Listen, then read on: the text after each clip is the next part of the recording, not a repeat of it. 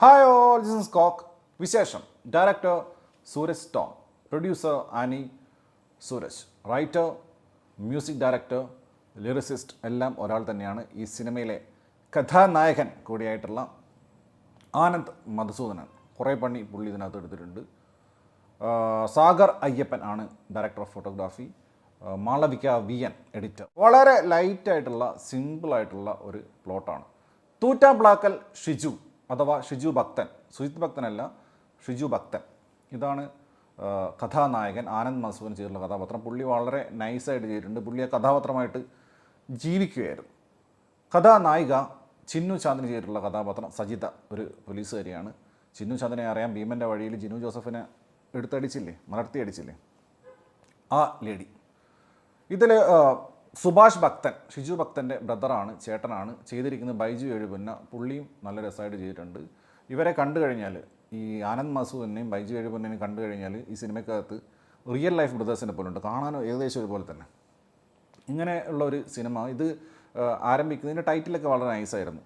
ഇദ്ദേഹത്തിൻ്റെ ഒരു ഡിവോഴ്സ് കാണിച്ചുകൊണ്ടാണ്. അപ്പോൾ ഡിവോഴ്സ് കാരണം, അല്ലെങ്കിൽ പെട്ടെന്ന് അൺഎക്സ്പെക്റ്റഡ് ആയിട്ട് ഒരു പെണ്ണ് കല്യാണ സമയത്ത് ഒളിച്ചോടി പോകുമ്പോഴുണ്ടാകുന്ന ഒരു മാനസികാവസ്ഥ, മറ്റേ ഓപ്പോസിറ്റ് നിൽക്കുന്ന ആളുടെ മാനസികാവസ്ഥയും പിന്നെ ഡിവോഴ്സും കാര്യങ്ങളൊക്കെയാണ് തുടക്കത്തിൽ കാണിക്കുന്നത്. ആ സമയത്ത് മറ്റേ കരിയോയിൽ മീശയൊക്കെ വെച്ചിട്ടുണ്ട് ആനന്ദ് മധുസൂദന്, മീശ വരച്ച് വെച്ചേക്കുക. അങ്ങനെ അതൊക്കെ കാണിച്ചുകൊണ്ട് സിനിമ തുടങ്ങുന്നു. അങ്ങനെ ഇങ്ങനെ നൈസായിട്ട് പോവാം. പിന്നെ വരുന്നത് അൽത്താഫിൻ്റെ വരവാണ്. പുള്ളി ഒരു രക്ഷയില്ലേ പടത്തിനകത്ത്. പുള്ളി വൺ സ്കോറിംഗ് ആയിരുന്നു. ഫസ്റ്റ് ഹാഫിൽ പ്രത്യേകിച്ച്. സെക്കൻഡ് ഹാഫിൽ അൽത്താഫ് കാര്യമായിട്ടില്ല, പിന്നെ ക്ലൈമാക്സിലായിരുന്നു. ഫസ്റ്റ് ഹാഫിൽ അൽത്താഫ് വൺ സ്കോറിംഗ് ആയിരുന്നു. പക്ഷേ അൽത്താഫിൻ്റെ കഥാപാത്രം ഒരു സ്ത്രീ വിരുദ്ധനാണോ എന്ന് ചോദിച്ചാൽ, അതുപോലെ തന്നെ ഈ സിനിമക്കകത്തെ സ്ത്രീ വിരുദ്ധത എന്നൊക്കെ പറഞ്ഞു കഴിഞ്ഞാൽ ഉണ്ണി വ്ലോഗ് ചിലപ്പോഴും അതിനെക്കുറിച്ച് കൂടുതൽ സംസാരിക്കുമായിരിക്കും. ഷിജു ഭക്തൻ ഒരു മോട്ടിവേഷണൽ സ്പീക്കർ കൂടിയാണ്. പക്ഷേ ഇദ്ദേഹത്തിന് യാതൊരുവിധ സെൽഫ് മോട്ടിവേഷനില്ല. അങ്ങനത്തെ ഒരു കക്ഷിയാണ്. അതാണ് ഇതിലെ ഐറണി എന്ന് പറയുന്നത്. കൂടാതെ ഒരു കൃഷിക്കാരൻ കൂടിയാണ്. കൃഷിയുടെ സീൻസ് ഏത് സിനിമയിൽ കണ്ടാൽ എനിക്ക് മെൻ്റലി ഭയങ്കര റിഫ്രഷിംഗ് ആണ്, ഭയങ്കര ഓർഗാനിക് ഫീലിംഗ് ഉണ്ടാവും. ഈ സിനിമ മുന്നോട്ട് പോകുന്ന കോർ തീമുണ്ടല്ലോ, അതാണ് വിശേഷം, ഗർഭം. നാട്ടുകാർക്കുള്ള പ്രശ്നം എന്ന് വെച്ച് കഴിഞ്ഞാൽ അവർക്ക് എല്ലാവർക്കും ഗർഭമുണ്ടായി കാണും. ആരെങ്കിലും കല്യാണം കഴിച്ചാൽ അപ്പം ഗർഭം, കുട്ടികൾ, വിശേഷമായില്ലേ, വിശേഷം എന്ന് വെച്ചാൽ കുറേ അമ്മായിമാരും അമ്മമാരും നാട് മുഴുവൻ തെണ്ടി നടക്കുന്നുണ്ട്. ഭാനുമതി പയ്യന്നൂർ ചെയ്ത ഒരു കഥാപാത്രമുണ്ട്, ഒരു അമ്മായി. ആ സ്ത്രീയായ ചിന്തു ചാന്ദിനി, സജിത എന്ന് പറയുന്ന കഥാപാത്രം ആട്ടി വിടുന്നുണ്ട്.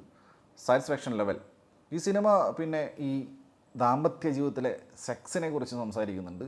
സിംബോളിക്കായിട്ട് പല സമയത്ത് സെക്സ് കാണിക്കുന്നുണ്ട്. ലൈക്ക് വെടിക്കെട്ട്, രണ്ട് ഗ്ലാസ്സുകൾ തമ്മിലിങ്ങനെ ചേർത്ത് വെക്കുന്നത്, പിന്നെ പൊങ്ങാത്ത ഒരു പരുന്തിന് പൊങ്ങാൻ കഴിയുന്നില്ല, അതൊക്കെ ഇങ്ങനെ സിംബോളിക്കായി കാണിക്കുകയാണ്. കുറേ സിംബോളിക് ബ്രില്യൻസ് ഒക്കെ ഇതിനകത്തുണ്ട്. ഈ സിനിമ പിന്നെ ഇത് ഈ കുട്ടികളുടെ പ്രശ്നം, ഈ വിശേഷ പ്രശ്നം പറഞ്ഞു വന്ന് സെക്കൻഡ് ഹാഫ് ആയപ്പോഴേക്കും പിന്നെ സിനിമ മുന്നോട്ട് പോകുന്നില്ല, കിടന്ന് കറങ്ങുക. ഇത് ഒരു സിനിമ കണ്ടത് ഞാൻ പറഞ്ഞില്ല, ഫസ്റ്റ് ഹാഫ് വളരെ നൈസായിട്ട് പോയിട്ട് സെക്കൻഡ് ഹാഫിലേക്ക് വന്ന സമയത്ത് സിനിമ പിന്നെ മുന്നോട്ട് പോകുന്നില്ല. ഫുൾ ടൈം കൺസൾട്ടേഷൻ, ഡോക്ടർ, ഹോസ്പിറ്റലിൽ, കക്കൂസ്, ഇത് തന്നെ കക്കൂസ്, ഹോസ്പിറ്റലിൽ കക്കൂസ്, ഇങ്ങനത്തെ ഒരു പരിപാടിയായിപ്പോയി. പിന്നെ അവിടെ പിന്നെ ഭയങ്കര ബോറിംഗ് ആയി. കാരണം ഇത് ഒരു സിനിമയാവുന്ന സമയത്ത് അത് മുന്നോട്ട് പോകണ്ടേ, നീങ്ങണ്ടേ, അല്ലെങ്കിൽ എന്തെങ്കിലും മൊമെൻറ്റം വേണ്ടേ, ഇതൊന്നുമില്ല. ഇത് തന്നെ പരിപാടി. പിന്നെ കുറേ പാട്ടുകളും. മ്യൂസിക് എന്ന് പറയുന്നത് ഒരു നീട്ടിപ്പാടൽ, ഒരു ലിറിക്സ് എഴുതുന്നു, സിമ്പിളായിട്ട് നീട്ടിപ്പാടും. എല്ലാ പാട്ടും ഒരുപോലെ. അത്ഭുതമേ അത്ഭുതമേ തേടുന്നു നിന്നെ, ഇതൊരു പാട്ടാണ്. പിന്നെ വേറെ പാട്ടുണ്ട് അവസാനം, നീയും ഞാനും ഒന്നാണി, ഇങ്ങനെ അങ്ങ് പാടും. പിന്നെ പാടിയ പാട്ടായി. അങ്ങനെ കുറേ പാട്ടുകൾ വന്നുള്ള വെറുപ്പിക്കലും സെക്കൻഡ് ഹാഫിലുണ്ടായിരുന്നു. പാർവതി, ജോണി ആൻ്റണി, ഇവർ രണ്ടുപേരും ഡോക്ടേഴ്സായിട്ടാണ് അഭിനയിച്ചിട്ടുള്ളത്. ഗണപതി അഡിക എന്ന് പറയുന്ന ഒരു കഥാപാത്രം, ജോണി ആൻ്റണി ഇല്ലാത്ത മലയാള സിനിമയില്ലല്ലോ ഇപ്പോഴും. പിന്നെ കൂടാതെ വിനീത് തട്ടിൽ, ബാദുക്ക എസ് നൗഷാദുക്ക, പിന്നെ ഇന്നസെൻ്റിൻ്റെ ഒരു ഫോട്ടോ ചുമരിൽ വെച്ചിട്ടുണ്ടായിരുന്നു. ഈ സിനിമ ഞാൻ പറഞ്ഞില്ലേ, ഈ സെക്കൻഡ് ഹാഫിൽ അങ്ങ് ഇരുന്ന് പോയി, ക്ലൈമാക്സ് വരെ അങ്ങ് ഇരുന്ന് പോയി, അങ്ങ് ബോറടിച്ച് പോയി.